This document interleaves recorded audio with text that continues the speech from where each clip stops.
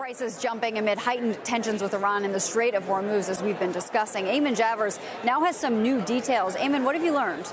Well, what we've learned is we're getting reaction now from the UK side on all this. A statement from the Foreign Secretary Jeremy Hunt, who says, "I'm extremely concerned by the seizure of 2 naval vessels by Iranian authorities in the Strait of Hormuz." He says, "I will shortly attend a COBR meeting to review what we know and what we can do to swiftly secure the release of the 2 vessels, a British-flagged vessel and a Liberian-flagged vessel." He goes on to say that they believe that there are no British nationals on board either ship. The ship's crews contain a mixture of a variety of nationalities, but ultimately saying on the British side that they are extremely concerned. We just saw the president leaving the White House here a short time ago on the South Lawn, reiterating the strong relationship between the United States and the UK, suggesting that the United States is going to work very closely with the UK on this. Not clear at this moment what response, if any, might come to this action on the Iranian side from the United States and the UK, but the president emphasizing that good relationship between the two countries, guys.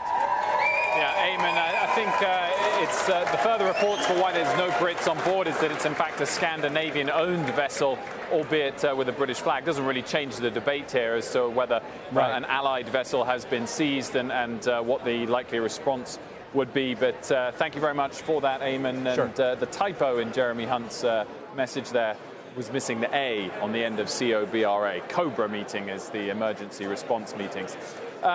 Jim, expect oil prices to leg up. We've had a little bit of a leg up today, 1.5% off the back of a sharp decline week to date. So far, as much as the tensions do elevate, we're not seeing much response in oil prices. We really aren't, and if you look at the global demand, it's not growing as fast as anybody expected it to, so it's a global economy issue more than anything else.